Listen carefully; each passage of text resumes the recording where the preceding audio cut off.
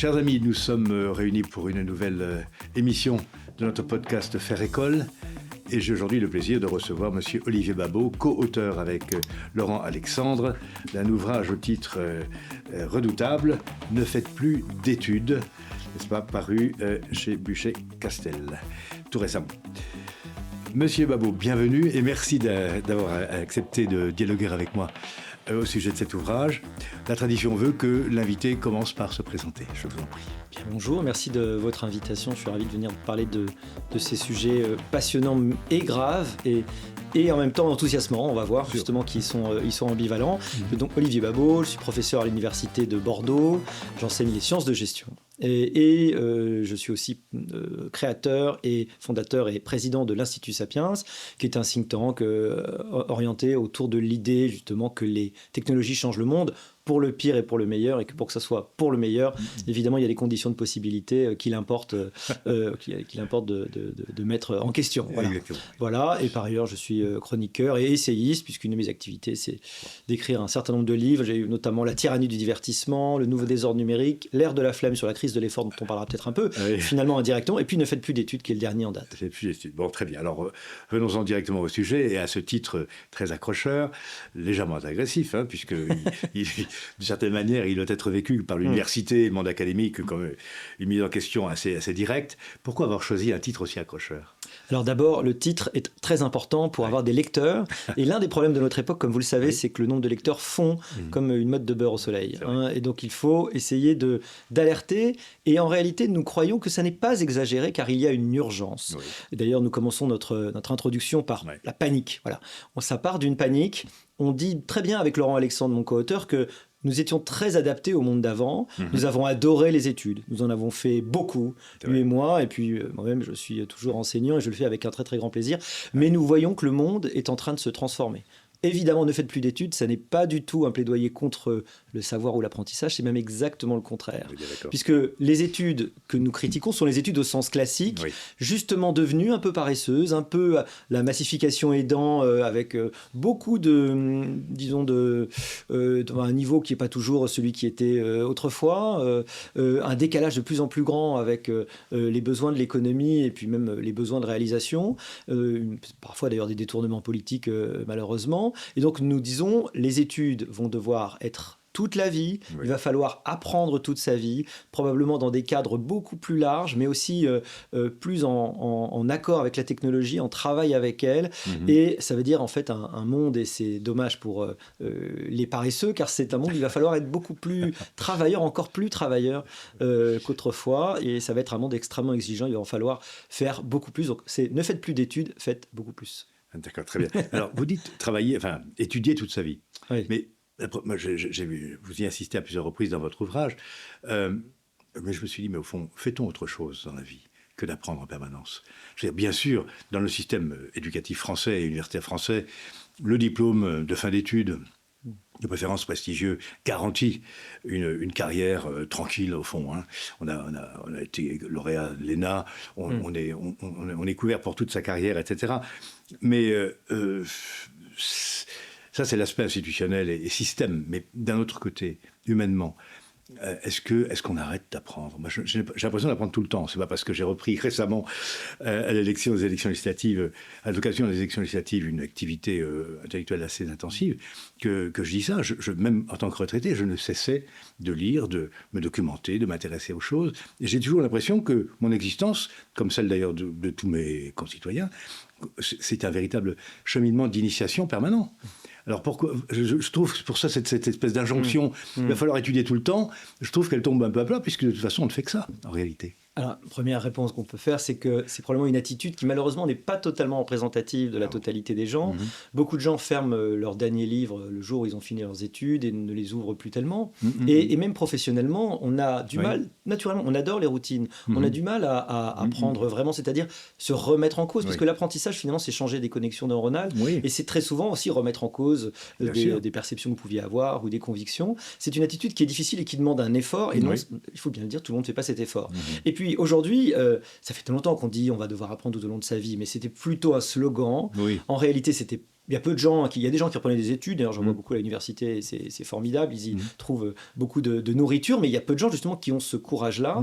Aujourd'hui, les compétences vont être, d'après les études, de plus en plus obsolètes. Il n'y a pas que nous évidemment qui le disons, vont être obsolètes de plus en plus vite. Et donc il va falloir être capable de se remettre en cause avec des outils qui en face, et c'est une caractéristique incroyable de notre époque, vont tellement vite que quasiment de mois en mois, ce ne sont plus les mêmes. Ça veut dire qu'il faut que non seulement vous allez devoir remettre en cause la façon dont vous travaillez avec eux, mais aussi remettre en cause la valeur ajoutée que vous êtes capable d'apporter professionnellement. Donc ça va demander beaucoup plus de, comment dire, pas d'élasticité, mais de capacité d'adaptabilité en fait dans le monde qui vient. Donc sans doute, d'ailleurs c'est ce qu'on prescrit, c'est peut-être ce que des gens font déjà, hein, un peu avoir une attitude de vrai étudiant toute sa vie. En fait. D'ailleurs, pour moi, être professeur, c'est ça, c'est passer son temps à apprendre, à lire. Et on croit vraiment que c'est une attitude avec Laurent Alexandre, c'est une attitude qui va devoir être beaucoup plus générale. Sauf peut-être dans quelques emplois qui vont être un peu préservés, mais on pourra en parler, il n'y en a pas tant que ça en fait. Et donc c'est une exigence qui était un peu en filigrane, qui était plutôt un slogan, mais qui va devenir réel pour beaucoup plus de gens. Mais alors, qui d'autre que l'école peut inviter les jeunes à prendre conscience de cette exigence et cette nécessité presque de ce réflexe de survie. Donc il faut bien une institution, parce que, bien sûr, par les livres, par tout ce qui est de l'ordre du travail sur l'opinion publique, on peut s'adresser au grand public, mais enfin ça peut tomber à plat. Il me semble que l'école aurait précisément pour fonction de bien indiquer aux élèves, puis à l'université aussi, qu'en fait, ça ne fait que commencer. Mais il faut que cette institution perdure. Or, ce que vous annoncez, c'est un tsunami pour l'école. C'est un tsunami. Vous dites, au fond, l'université, et c'est un modèle totalement obsolète, archaïque. Vous parlez même, et là c'est effrayant, ce passage-là est effrayant, de la génération perdue de 2025. C'est épouvantable, c'est nos futurs quoi, pour ces jeunes gens-là. Et donc je vois bien ce que vous voulez dire, je comprends parfaitement, et ici nous sommes tous convaincus que l'intelligence artificielle doit être regardée comme une chance, même si elle recèle évidemment des menaces de détournement à des fins politiques ou commerciales ou de contrôle. Mais moi je la vois comme une opportunité, notamment dans le champ du savoir en général.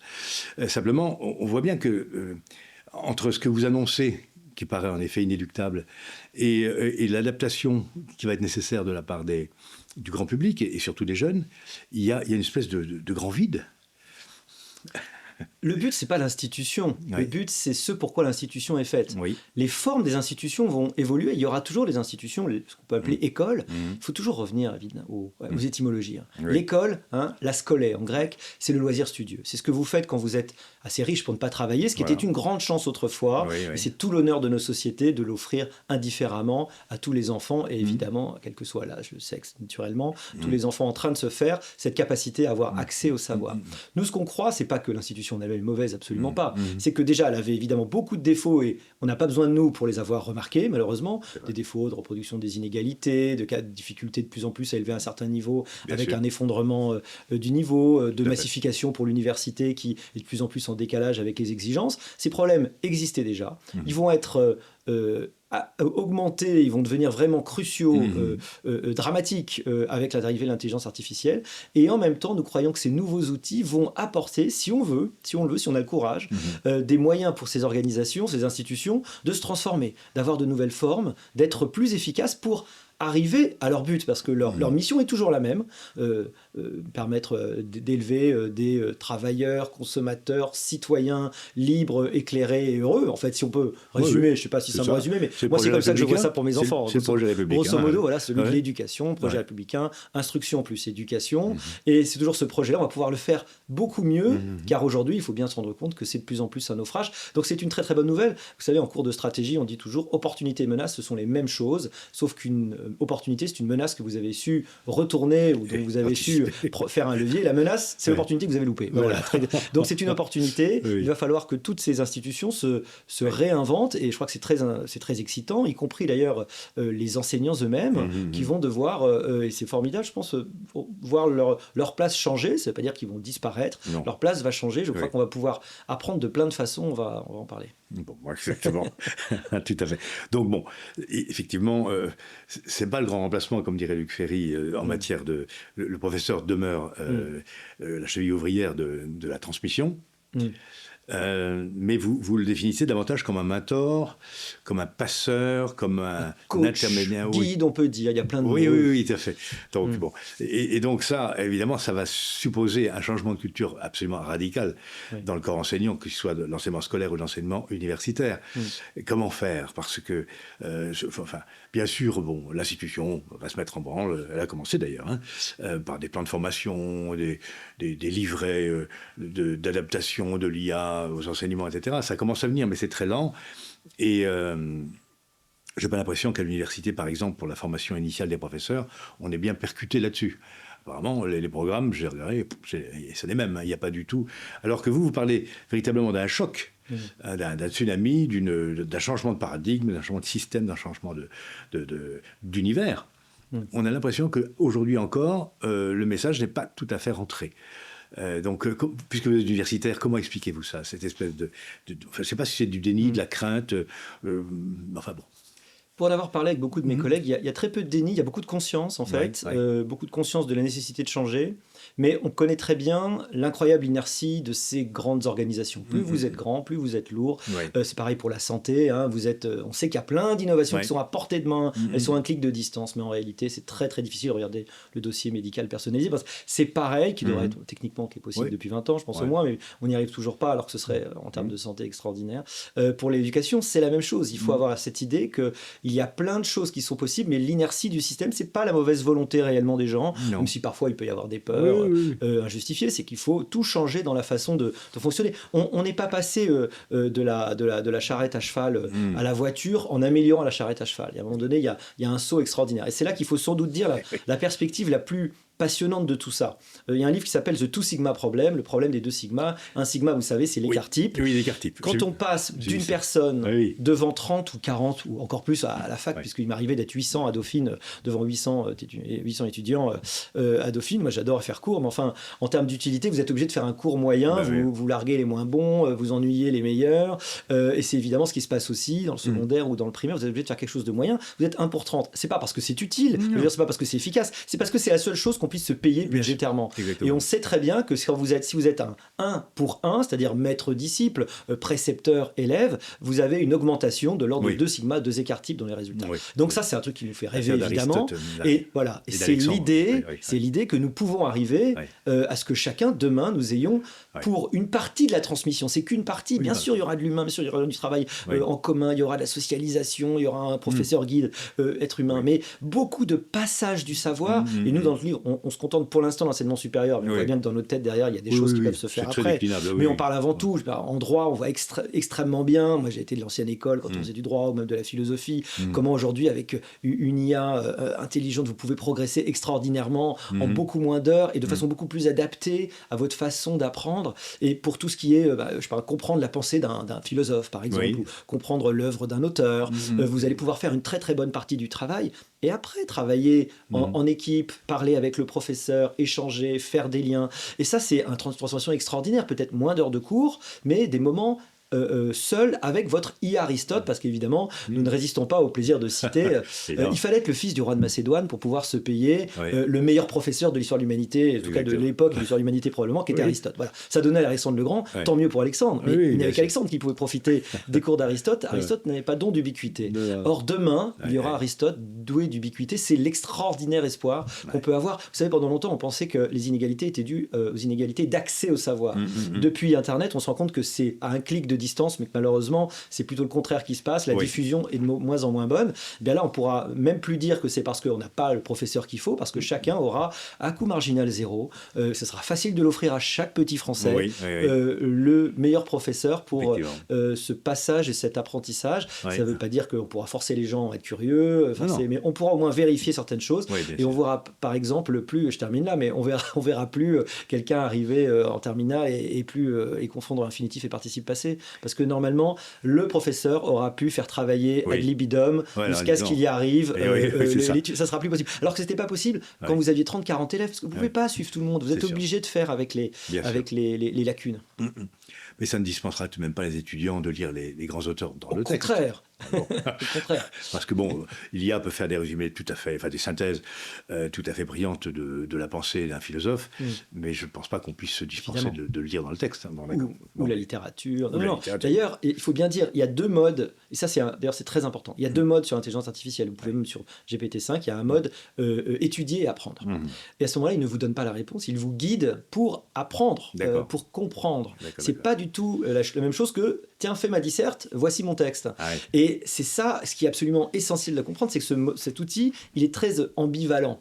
Il va pouvoir soit être une sorte de prothèse, et donc au bout d'un moment remplacer vos capacités cognitives, et ça c'est terrible. Il y a une étude du MIT qui a montré cet effet terrible, on parle de dette cognitive. Cet effort que vous n'avez pas fait, quelque part vous allez le payer. C'est un peu comme si vous aviez rêvé, vous étiez sédentaire, vous avez rêvé que vous êtes passé à la salle de gym, mais vous n'avez pas soulevé de poids, vous avez rêvé, c'est l'IA qui les a soulevés pour vous.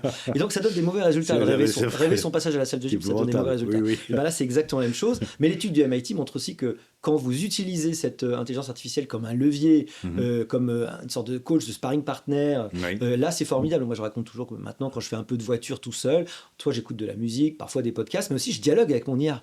J'en profite pour dire, tiens, ce 19e siècle, cette partie-là j'ai pas bien compris, rappelle-moi les causes de la guerre de 14, etc. Et en fait on fait plein de révisions, on découvre plein de choses. Faites ça en voiture, en voiture bien sûr, on branche le téléphone et on parle avec lui vocalement. Oui, et il nous répond, et on pouvait choisir la voix que vous voulez. Il a toujours un petit accent anglais, d'ailleurs, c'est marrant. On a eu le ChatGPT 4 pendant un certain temps ici. Alors bon, attends, c'est 5.1 depuis quelques jours. Parce il s'améliore. Et puis, il y a Gemini 4 qui est sorti. Il y aura Grok qui va arriver. Ce qui est drôle, c'est que ça progresse.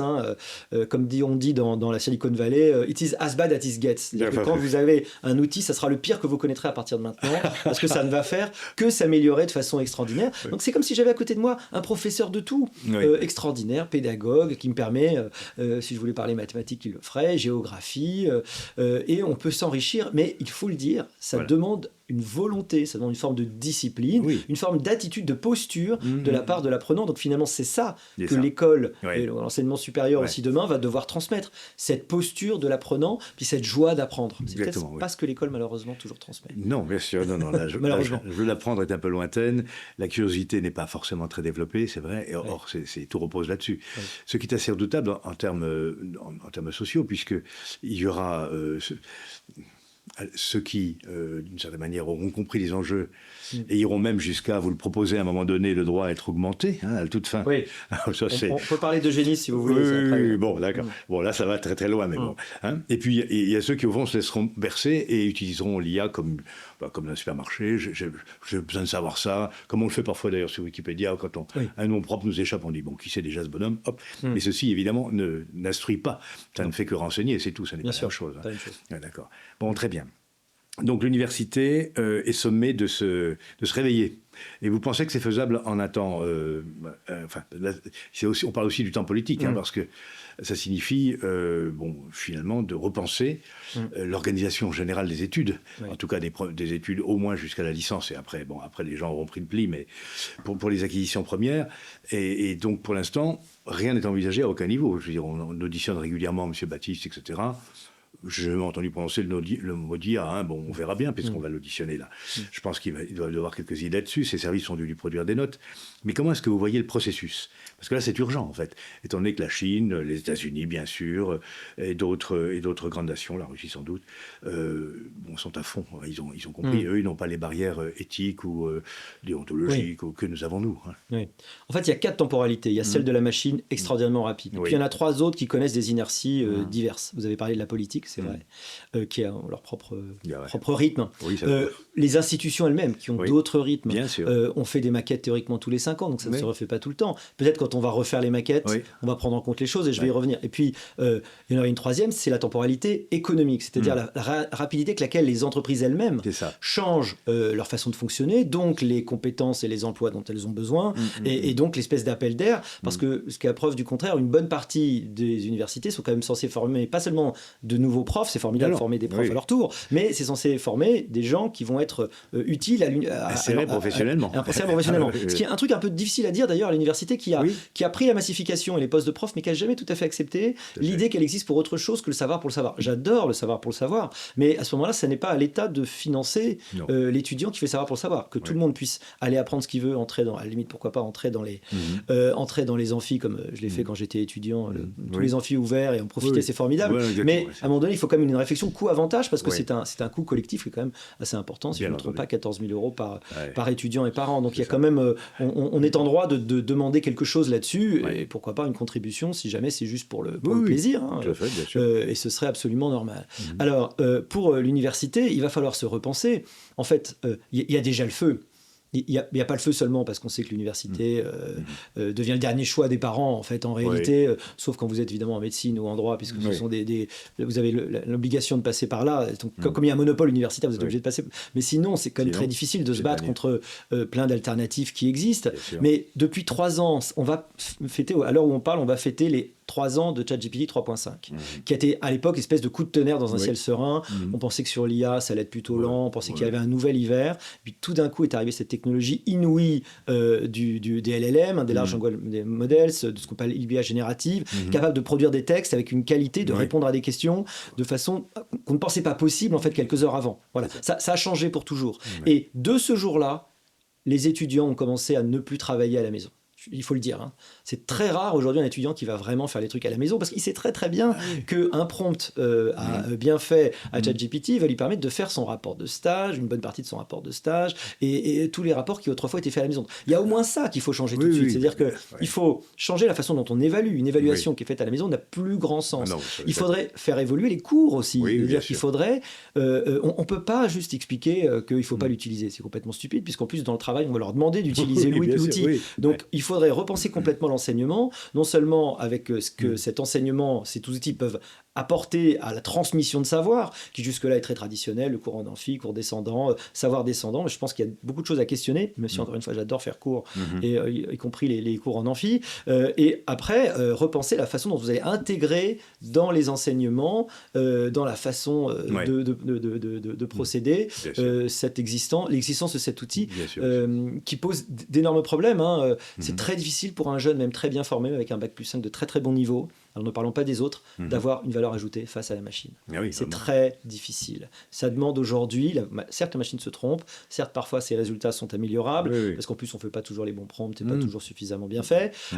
Parfois il y a des vraies erreurs, et pour avoir l'œil sur les erreurs, être capable de remettre en cause les erreurs, il faut beaucoup de bouteilles, c'est-à-dire beaucoup d'expérience. Ces expériences ne se gagnent qu'à force d'années, or quand vous êtes un jeune par définition, vous arrivez. D'où la fameuse question, si on n'a plus besoin de junior, comment devenir senior? C'est la vraie question qui agite aujourd'hui. Il faut des modalités de maturation qui soient peut-être plus exactement notamment dans le monde économique. Vous le dites dans le monde économique, le chercheur junior, on peut sauter ce cran puisqu'il faisait des tâches que l'IA fait plus vite et mieux, d'une certaine manière. C'est typiquement ce qui se passe aujourd'hui. Donc ça, c'est redoutable. Donc, alors, pour revenir à la question du processus de transformation, donc, l'université, c'est une institution, l'enseignement supérieur est une mission de l'État, donc tout ça est très lourd, très lent. Ça passe par le Parlement. Et donc, vous, ce que je reçois de votre message, c'est au fond, les choses changeront par nécessité, notamment parce que l'économie va devoir s'adapter va se saisir de cette opportunité pour améliorer ses performances, ses chiffres d'affaires, ses marchés, etc. Et que donc, elle aura besoin d'opérateurs, alors dans le commerce, évidemment, dans la banque, mais aussi dans l'industrie, je pense, d'opérateurs qui soient tout à fait à l'aise avec cette nouvelle façon de travailler. Du coup, ça aura un effet rétroactif, si je puis dire, sur les universités et des grandes écoles, à savoir, il nous faut former des opérateurs, des agents économiques qui soient adaptés à la demande du tissu économique. Donc ça peut fonctionner comme ça. D'accord. Ça suppose quand même une grande réactivité de l'université. Là-dessus, j'ai des doutes, mais bon, ça viendra peut-être d'abord par les écoles de commerce, puisque elles sont forcément directement liées à l'économie réelle, et donc elles auront plus de besoins, elles les exprimeront, elles sont capables de les traduire immédiatement. Voilà. Bon, très bien. Ça peut venir d'une pression extérieure. Oui, la pression extérieure peut amener à Voilà. Comme finalement, vous savez, l'université voulait absolument pas mettre de gestion. Oui. Pourquoi c'est quoi, c'était Subdeco la plus ancienne, je crois. Oui. Ancienne, pourquoi? Parce que l'université voulait absolument pas toucher, c'était sale le commerce. Hein. Donc, on a absolument déjà l'économie, c'était difficile, il a fallu naître dans le droit. Oui. Mais alors, pour que la gestion arrive, il a fallu quelques décennies de plus. Et donc, c'est une pression extérieure. Donc, c'est souvent comme ça que ça se fait. Oui, mais bon, pression extérieure d'un côté, mais il faut aussi, je pense, convaincre intellectuellement, politiquement presque, hein, les décideurs et les universitaires. Donc ça, c'est un très gros travail. Qu'est-ce qui est entamé de ce point de vue-là? Parce que moi, j'ai regardé, en ce moment, dans le budget jusqu'au cou. Hein, et donc, on regarde le budget en dépenses, l'enseignement supérieur et la recherche. Et on a remarqué que, par exemple, l'INRIA, qui est spécialisé dans l'IA, a toujours le même budget. Ça n'a pas été augmenté. Hein. Je crois qu'ils ont 1,1 milliard ou 700, enfin peu importe. Mais c'est rien. Mais c'est ridicule par rapport à ce que font les Américains, qui font, je crois, 10 ou 20 fois plus à richesse égale, hein, toutes choses égales par ailleurs. Donc, manifestement, ça va encore bien percuter. Quoi. Le message, c'est comme le diplodocus. On appuie sur la tête, sur la queue, mais ça monte doucement au cerveau. Et donc ça, je pense que comment dirais-je, l'intérêt majeur de votre travail, comme celui de Luc Ferry et d'autres publicistes là-dessus, c'est de s'adresser au fond directement aux corps enseignants, à l'académie, de manière à ce qu'eux-mêmes puissent commencer à y réfléchir et à se rendre compte qu'il faut accélérer ces phénomènes. Je pense que c'est jouable. Oui, je crois qu'il y a une maturation qui est forcément lente, même si, encore une fois, tous mes collègues sont des gens qui, comme moi, lisent toute la journée, réfléchissent, discutent, c'est leur métier, ils voient bien ce qui est en train de se passer. Et d'ailleurs, ils utilisent l'IA, ils sont les premiers à l'utiliser. Je pense qu'il y a une chose qui facilitera, c'est quand l'intelligence artificielle sera vraiment devenue un objet de débat de campagne. Voilà. Pour l'instant, de temps en temps, il y a le mot qui apparaît, il y a un petit blip sur l'écran, mais enfin, globalement, c'est pas grand-chose. Quand il y aura des propositions fortes qui porteront la pression, et après, moi, je crois beaucoup en l'autonomie. Alors, ce serait bien que l'autonomie des universités, peut-être que l'institution telle qu'on l'a faite ne favorise pas sa capacité à s'adapter, malheureusement, mais une vraie autonomie où ils soient capables de projets, de vouloir changer, de s'adapter, parce que et de faire une sorte de Vatican II. On dira ce qu'on avait. Je trouve que Vatican II, c'est pas mal parce que c'est comme une expression, on n'aime pas parce que c'est un peu religieux, mais un truc qui avait 2000 ans, une institution qui avait 2000 ans est capable de se remettre sur le métier de façon aussi profonde, en faisant intervenir tout le monde en travaillant pendant longtemps. Il n'y en a pas énormément d'exemples. Hein. C'est vrai. Alors après, on peut parler des Grenelles, de ce que vous voulez, etc., et des assises. Mais enfin bon, en tout cas, il faudrait une assise de l'université et qui soit capable de prendre en compte le fait que derrière, c'est même jusqu'à la clé de répartition du paiement des professeurs qu'il faudra changer, parce qu'aujourd'hui, c'est le nombre d'heures de cours, tout simplement. Donc si demain, le système change et que vous n'avez plus le même nombre d'heures de cours, mais des accompagnements d'étudiants, c'est tout simple. Il faut que vous changiez votre ligne. C'est comme on dit, il faudrait des robots, il y a des robots. Je vais prendre une comparaison. Parfois, c'est un problème de ligne comptable. À l'hôpital, les robots sont évidemment c'est des CAPEX, c'est pas des OPEX. Donc, c'est pas la même ligne comptable que le nombre de lits. Or, quand vous avez un robot, ça permet de faire plus d'ambulatoires, de diminuer les complications, et donc ça peut être intéressant. Sauf qu'en général, vous avez juste, comme les biens sont pas... Le budget n'est pas toujours fongible, pardon d'être trop technique, mais vous savez très bien de quoi je parle.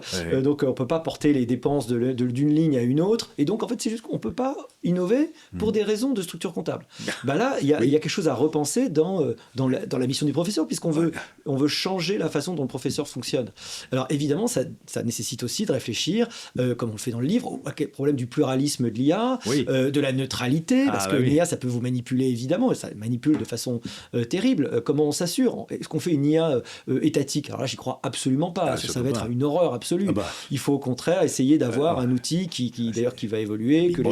Big Brother, au contraire, il faut pouvoir confronter les IA, il faut avoir une portabilité de votre parcours avec votre professeur IA, comme on le dit. Enfin, voilà, c'est des nouvelles règles à penser, mais on est évidemment, pour l'impression, on est dans le Far West. Il n'y a rien. Il y a rien du tout. Il y a tout à faire. C'est comme il faut mettre les voies ferrées dans la pampa. Il faut commencer à mettre les parcelles, distribuer des droits de propriété. Mais on est au tout début. Ça prend nécessairement du temps, mais ce serait pas mal qu'on se presse un peu parce que ça urge. Voilà. Si je puis dire. C'est dit avec le sourire, mais c'est dit quand même. J'ai noté assise IA université. C'est quelque chose qu'on pourrait faire très rapidement. Enfin, en ce qui nous concerne, si nous arrivons aux affaires, ce serait peut-être effectivement un moment. On fait des assises, à la fois scientifiques, techniques, pédagogiques, financière, budgétaire. Et on regarde, je suis assez d'accord avec vous, on se met 3 mois dans un coin, puis on phosphore. Sans tabou. Oui, sans tabou, absolument. Tous les parties prenantes, il n'y a pas de mauvaises idées. Et puis voilà, alors il faut arriver à bien organiser ça, mais, oui, ça peut se faire, et puis surtout ne pas partir de la conclusion, parce que je pense que souvent, ce qui est décevant dans le système, c'est qui est hyper centralisé, c'est un peu de son problème, c'est qu'on a l'impression que ça a été rue de Grenelle, que tout a été pensé par des grands esprits, et que après les gens n'ont qu'à appliquer. Donc, je pense qu'il faut vraiment essayer de faire, d'autant plus qu'on n'a pas vraiment de bonne solution encore. On ne sait pas, on est en train d'inventer un modèle et tout le monde dans le monde entier est en train de réfléchir. Exactement. Alors la Chine, ils ont une initiation à l'intelligence artificielle très très tôt, mais voilà. il faut changer totalement notre façon de faire. Puis ça veut dire aussi derrière la façon de former les professeurs, les enseignants, bien sûr. les structures de cours, les façons dont on les paye, leurs obligations, la conception même du métier. Ça fait beaucoup quand même. Ça fait beaucoup de choses. Puis on tâtonne. J'ai lu quelque part sur un fil de discussion ou d'information qu'en Corée du Sud, pour la première fois, un professeur humanoïde avait fait la classe. Donc je pense à ces Mais encore une fois, moi j'apprends tous les jours avec ChatGPT. Demain, ça sera peut-être un robot humanoïde dans mon salon, mais enfin c'est la même chose. Qui pourra tout faire. Il a réponse à tout. Alors de temps en temps, je challenge un peu. Parfois, sur le bon français, par exemple, tiens, il n'a pas exactement, je ne suis pas d'accord avec lui, mais globalement, il est très balancé. C'est équilibré et il vous permet d'aller plus loin, encore une fois, mais si vous le voulez. Encore une fois, si vous lui demandez de faire votre dissert à votre place, il le fera. Il le fera, mais c'est dommage. Mais bien sûr, parce que vous resterez. Vous n'apprendrez jamais à faire la dissert. Exactement. Oui, d'accord. Tous les bénéfices qui sont associés à ça. Donc, à un moment donné, à la fin de votre ouvrage, vous définissez un certain nombre de principes pour que l'IA, en matière d'enseignement supérieur, mais de transmission des connaissances en général, soit effectivement, qu'il y ait un écosystème de l'IA éducative, qui ne soit pas un maître descendant et omniscient qui viendrait remplacer l'ancien système vertical. Et alors là, vous dites, il y a une notion d'écosystème éducatif. Donc il y a une notion de confidentialité de l'apprentissage, une notion de droit à l'oubli, c'est-à-dire que vous considérez qu'il est comme capital que l'étudiant, quel qu'il soit, puisse à un moment donné effacer toute la mémoire de ce qu'il a recherché, de manière d'abord à retrouver une certaine forme de liberté, parce que d'une certaine manière il est un peu prisonnier de toutes les questions qu'il a posées, des réponses qu'il a apportées, des études ou des recherches, etc. Donc il y a un droit à l'oubli qui permet de repartir à zéro, un peu comme Vatican II, à l'échelle individuelle. Et enfin, vous terminez par la notion que je trouve assez effrayante de droit à la neuro-augmentation. On y verra à la fin, mais alors sur le droit à l'oubli et sur l'écosystème éducatif. Vous disiez tout à l'heure, rien ne serait pire qu'une IA d'État. Ça, on est d'accord. Laissons ça aux Chinois. Pour le meilleur et pour le pire, ça les regarde. Ça le regarde aussi peut-être, mais enfin bon, indirectement. Mais bon, nous en tout cas, nous ne pouvons pas imaginer une IA d'État, ça n'a aucun sens. Mais comment faire pour que les étudiants puissent piocher dans l'offre assez pléthorique désormais d'IA ce qui leur convient et peuvent-ils changer? Parce que si vous êtes chez Intel, chez ChatGPT, vous n'êtes pas chez Meta, par exemple. Concrètement, comment faire pour... Il y a une sorte de droit à la concurrence à imaginer. Alors, on pourrait imaginer, je ne suis pas évidemment pour les trucs étatiques, mais en revanche, l'idée qu'il y ait des modèles qui reçoivent un label, une accréditation, en disant, voilà, vous pouvez avoir GPT-5, c'est admis pour votre cursus, parce qu'on a vu que c'était bien. Bon, ça c'est une première idée.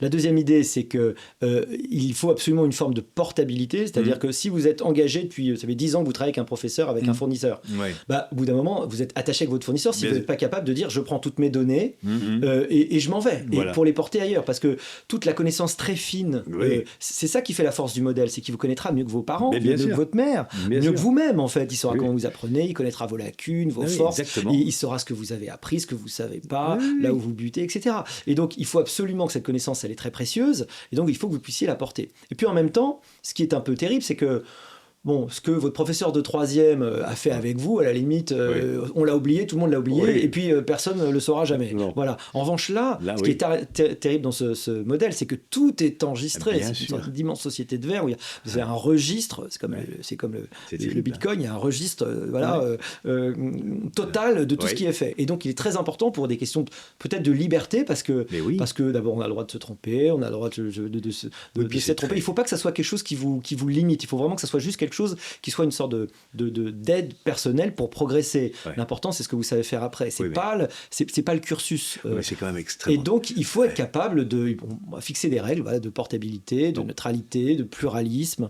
Il faut, quand on n'est pas content de votre IA, il faut qu'on puisse aller comparer les réponses avec d'autres IA. C'est très important. Il faut les mettre en... Moi, je crois beaucoup aux vertus de la concurrence. Il faut que on dise, tiens, je suis pas content de ce que dit ChatGPT, je vais aller voir ce que dit Grok. Tiens. Que dit Gemini sur ce sujet? Et puis, s'il y a vraiment quelque chose un décalage, pouvoir l'interroger, par exemple, ce qui peut être un sujet intéressant de discussion en cours, d'ailleurs. Hein.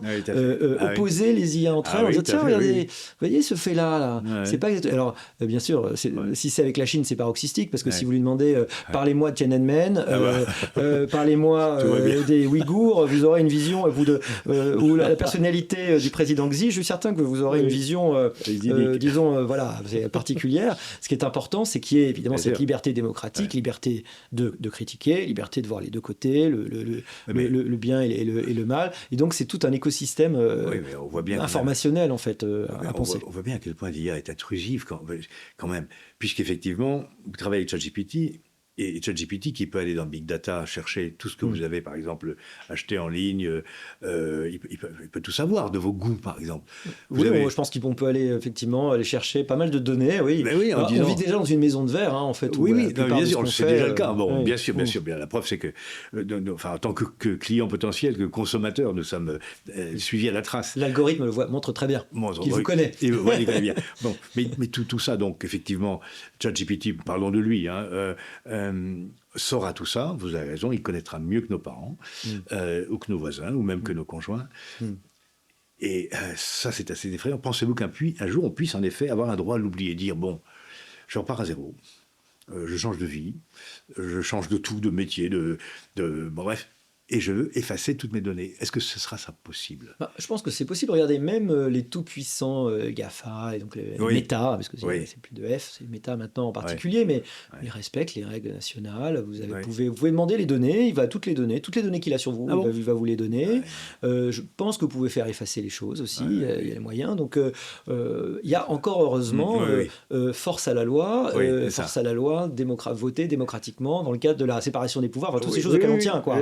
La démocratie, où ceux qui prennent des décisions d'ordre juridique, législatif, ont été désignés par le peuple d'une façon ou d'une autre. C'est à ça. Et donc, ont la capacité, et c'est la définition de Max Weber, d'avoir le monopole de la violence légitime, pas forcément physique, la violence légitime pour contraindre les gens qui opèrent dans notre territoire à respecter certaines règles. Donc ça, j'y crois. Je ne vois pas pourquoi ça serait différent. Non, il faut passer par la loi. Je pense qu'il y a un travail législatif important à faire. Il faut savoir vraiment... Le problème en France et en Europe, c'est qu'on interdit d'abord, on dit on va innover demain. Mais non, on interdit, on n'innove pas. Donc c'est trop tard. Innovons d'abord, voyons. Alors c'est vrai que de temps en temps, il y a un petit peu ligne rouge, il y a des essais, il y a des erreurs, mais après, on pourra faire des règles. Une fois que les choses se seront reposées, que la pâte aura reposé. Si elle se repose. Mais je ne suis pas sûr que ça repose. Parce qu'à la vitesse où ça va, c'est quand même... Bon, donc je lisais Ferry, là, qui parlait d'IA augmentée, enfin générale, puis d'IA forte, il n'y croit pas, mais bon, d'IA forte, susceptible d'accéder à la conscience, ce qui paraît absolument... On a vu une autre question à plus long terme, qui est passionnante aussi, mais on n'a même pas besoin d'une IA forte pour que tout soit bouleversé. On n'a même pas besoin d'une IA très intelligente en réalité. On n'a pas besoin d'une IA qui soit meilleure que 100% des gens, même à 80%, ça pose un certain problème. Ça suffit pour être problématique. Alors la notion de droit à la neuro-augmentation, alors ça, je sais que c'est une marotte de M. Alexandre. C'est là qu'on voit qu'on l'écrit à quatre mains, mais nous co-signons tout ce qui est écrit, évidemment. Tout à fait. J'assume parfaitement ce que dit Laurent. M. Alexandre nous a fait l'honneur d'être là où vous êtes assis, et donc déjà à l'époque, j'étais un petit peu interloqué. Il m'avait dit, bon, il y a deux solutions pour ceux qui vont diriger le monde, c'est soit d'être génétiquement transformé avant la naissance, pratiquement, soit d'être augmenté. Soit c'est de la génétique, soit c'est de la chirurgie du cerveau, j'en sais rien, et de l'électronique surtout. Et ça, alors là, pour le coup, c'est vraiment effrayant. On n'imagine pas que nos dirigeants, ou même n'importe quel chef d'entreprise, pour rester au niveau requis de son domaine de compétences, doivent à tout prix se faire augmenter physiquement. Enfin, je veux dire, je trouve ça un peu orwellien pour le coup là. Non. Totalement, même on serait plus proche d'Huxley. Oui, c'est plus Huxley, le meilleur des mondes. Le meilleur je vais y revenir. Mais et là, il faut dire une chose très importante. On ne confond pas, Laurent et moi, ce qu'on prévoit et ce qu'on souhaite. Ah, d'accord. Nous disons ce qu'on prévoit. Voilà les mécanismes. Voilà comment les choses vont devoir être faites. Voilà ce qui va se passer probablement.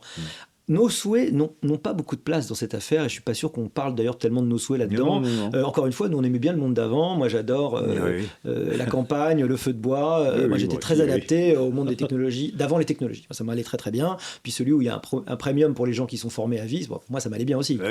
Donc ça ne va pas dans notre sens du tout. Mais qu'est-ce qu'on constate? C'est le jeune Alexander Wang, qui est un petit génie d'Internet, petit millionnaire, si ce n'est milliardaire, déjà dans la Silicon Valley, qui explique: ah non, mais je veux pas d'enfants, je vais attendre un peu parce qu'il faut qu'ils aient le temps de pouvoir être connectés à la machine pour être bons, sinon ils seront trop mauvais. Donc il dit voilà, je repousse un peu, il est très sérieux, hein, je repousse le moment où j'aurai des enfants pour ça. Qu'est-ce qui va se passer? Nous, évidemment, on peut au niveau national, peut-être européen, faire décider de pas arrêter, de pas progresser sur certaines technologies. Il n'est pas imaginable que dans le monde, quelqu'un ne continue pas et ne persévère pas. En particulier, on ne pourra pas l'arrêter. C'est comme les technologies, il y a d'autres gens qui vont être... On est dans une course incroyable à ce qui est en fait la domination économique et militaire. Il faut quand même le dire derrière. Celui qui a la meilleure techno, c'est celui qui impose son savoir, son système de valeurs aux autres. Donc c'est la bonne vieille force. C'est ultima ratio regum sur les canons de Louis XIV, la dernière raison du roi. Voilà. Donc c'est la course à la meilleure technologie. Dans cette technologie, il y a d'autres cultures, en particulier en Asie, qui n'ont pas du tout le même problème avec l'idée de s'augmenter, d'eugénisme, ou génos, c'est bien-être, c'est-à-dire on va adapter les naissances dans plein de choses, et puis officiellement ils cherchent notamment à adapter sur alors évidemment on pense toujours à enlever les maladies génétiques, etc. On est tous d'accord avec ça, les problèmes génétiques quand vous vieillissez, etc., minimiser Parkinson, etc. Mais en revanche il y a un truc auquel on pense moins et auquel ils pensent tout à fait, c'est l'augmentation de l'intelligence, l'augmentation des capacités cognitives. Alors aujourd'hui il faut dire que la technologie n'est pas tout à fait au point, c'est-à-dire que c'est très compliqué ce qui fait l'intelligence. S'il y avait juste un truc bip ou on-off, on l'aurait fait, mais non, ça n'est pas. C'est peut-être là quasiment la bonne nouvelle. On n'y est pas encore arrivé. Mais c'est leur objectif, d'arriver à produire des gens qui ont tendanciellement des QI supérieurs. Vu ce qu'ils investissent, ils vont y arriver. Et probablement, voilà, notre pari, encore une fois, c'est pas qu'on le souhaite, en fait, c'est juste qu'on le prévoit. Voilà. Ils vont y arriver, parce que c'est comme la couleur des cheveux, la taille, malheureusement, c'est un programme. Voilà. Et c'est un programme, et donc ils vont pouvoir produire des gens plus intelligents. L'intelligence, c'est en fait, elle n'est pas dans l'absolu, elle est relative. Si demain tout le monde a 150 du QI dans le monde, eh ben les gens qu'on sent seront des débiles profonds. Par comparaison, il faut le dire, c'est aussi simple que ça. Voilà. Donc aujourd'hui, que je rappelle, 100 c'est la moyenne et la médiane. À 110, 120, vous êtes très très bon. Vous êtes bon. À 130, vraiment, vous êtes le roi du pétrole. Mais si, vous voyez, et donc si ça, c'est ça. L'idée, c'est qu'on va être obligé de suivre, un petit peu comme peut-être que moi j'adore me balader à cheval, mais quand tout le monde a des voitures, au bout d'un moment on m'a dit, dis donc avec ton cheval, faut pas que tu restes là, il faut que tu ailles ailleurs. Et ben c'est exactement ce qui va se passer. Encore une fois, ça nous fait pas très plaisir. Alors il y a deux façons, soit vous augmentez après coup, c'est-à-dire c'est Neuralink de Musk, l'idée on va pouvoir hybrider. Il a des résultats, en tout cas en termes d'hybridation, parce qu'il y a des personnes tétraplégiques qui prennent le contrôle d'ordinateur dès aujourd'hui grâce à Neuralink. Ça c'est formidable. C'est pas encore l'augmentation d'intelligence. L'intelligence ce serait Matrix, vous savez, je dis j'ai envie, il faut que j'apprenne le kung-fu. Hop, ça y est, et puis ça y est, vous allez me brancher. Vite, l'encyclopédie universaliste. Boum, ça y est. Ça ce serait l'idée, mais c'est l'objectif à terme. L'autre façon, qui est en fait plus facile, entre guillemets, c'est l'eugénisme. C'est-à-dire que vous allez ingénierer des embryons, je dis que c'est tout à fait affreux, mais ça nous mène à Huxley de façon à ce qu'ils soient les meilleurs possibles. J'allais dire, c'est Huxley, le meilleur des mondes, on y pense tous, les alphas, les bêtas, etc. Sauf que la différence que n'avait pas vu Huxley, c'est que peut-être que le monde n'aura besoin que d'alpha. Puisque tous les bêtas, etc., il y aura des machines pour ça. On n'a pas besoin de gens pas bons, en fait. Parce que même les travaux manuels, les travaux d'ailleurs difficiles, et c'est tant mieux, vont pouvoir être faits par des robots humanoïdes. On n'a pas 10 robots humanoïdes, mais c'est quelque chose de très important. C'est aussi la révolution qui arrive à très très grande vitesse. On a réglé le problème de la bipédie, ça fait un moment, de la motricité fine qui était plus difficile. Et maintenant, on est en train de régler le problème de la conscience de l'espace. Vous mettez ça avec une intelligence qui est celle de l'IA, et vous avez le meilleur professeur, la fameuse IA Aristote, mais aussi quelqu'un qui peut être capable de faire votre ménage ménage, repassez vos et de faire une chemises. omelette sans tout Voilà. écrabouiller. Donc ça aussi, ça arrive. C'est une question de Oui. mois, d'années. C'est une Oui. question d'années. D'ici 10 ans, à peu près, tout le monde l'aura. Et donc la question, c'est, on n'aura pas besoin de gens pas intelligents. Donc on pourra tous, nos enfants, petits-enfants, parce que moi c'est trop tard, mes enfants, j'ai tourné la roue de la fortune, comme on l'a tous fait traditionnellement. Tu fais un enfant, t'espères que ça ira bien. Voilà. Et puis demain, malheureusement, ou peu importe, en tout cas, ça sera ingénieré, ça sera un projet, il est possible qu'il y ait une rupture d'ailleurs, ce ne sera pas tout de suite, mais entre la génération qui était à moyenne de 110 et puis celle d'après qui nous considérera un peu comme des chimpanzés parce qu'ils auront des QI de 150. Peut-être que mes petits-enfants me mépriseront. J'espère qu'ils m'aimeront quand même. C'est joyeux, oui, c'est ça. Mais encore une fois, je pense que ça va arriver, ça me réjouit pas, je pense qu'il n'y a aucun moyen d'arrêter ça. C'est comme personne ne peut censément dire on va débrancher les réseaux sociaux Internet. Voilà, c'est pas possible, je crois pas. D'accord. Sauf dans une hypothèse Amish. Vous savez, l'idée Amish, c'est qu'on va tous vivre, on fait un pays Amish, mais ça va pas marcher. Non, voilà. non, ça ne marchera pas, on peut en rêver, mais ça n'aura pas lieu. Oui. C'est à la fois... Enfin, moi, je trouve ce que vous dites tout à fait passionnant. Je suis convaincu que vous avez raison lorsque vous dites que les enjeux, au fond, terminaux de tout cela, c'est le pouvoir sur la planète, le pouvoir stratégique, voilà. C'est-à-dire le mode de vie, le commerce, les échanges, le contrôle, les valeurs, etc. Je pense que c'est ça. Et ça, je pense qu'il faudra bien, à un moment donné, l'expliquer. C'est aussi le rôle du politique, c'est en partie aussi mon rôle, l'expliquer aux décideurs ou aux futurs décideurs, en disant ne croyez pas qu'il s'agisse que de techniques, que de questions d'emploi, de revenus universels dont parle Ferry, etc. C'est beaucoup plus vaste et beaucoup plus inquiétant, beaucoup plus sérieux que ça. Il s'agit en fait de notre avenir, de notre souveraineté, de la pérennité de notre modèle civilisationnel. Ça n'est pas rien, je veux dire, quand même. Et donc, il faut y réfléchir aussi dans cette perspective, une perspective stratégique. Donc, il ne faut pas freiner, il faut mettre de l'argent plus. Bon, faire du droit, d'accord, faire des lois, bien entendu, mais vous avez raison. D'abord avancer, d'abord ne pas se laisser lâcher par les GAFAM et par les Chinois qui y vont à fond. Eux, ils n'ont pas... Alors, effectivement, ce qui est inquiétant chez les Américains, c'est cette espèce de côté juvénile, quoi. Vous avez raison, c'est Matrix, c'est comment Terminator, The Island, Gattaca, tout Black Mirror, enfin on a droit à tout. Et donc ça, c'est le côté un petit peu... à la fois, c'est rigolo, sympathique, parce que ces petits génies de l'IA ont été biberonnés à ce genre d'image, et ça peuple, je pense, leurs schémas mentaux, bien sûr. etc.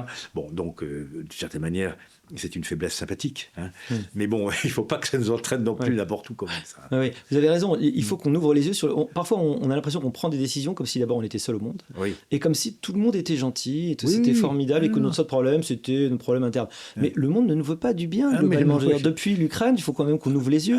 Tout à fait. Il y a beaucoup de gens qui n'ont absolument pas envie qu'on survive, et qui ont envie de nous imposer leur façon de vivre, et puis leur puissance et leur pouvoir économique. De façon générale, quelque part, le monde n'a pas changé, il a toujours été comme ça depuis le début. Et malheureusement, ça continue. Donc, il ne faut surtout pas être naïf. Et vous avez raison en citant les Terminator, les Black Mirror, etc.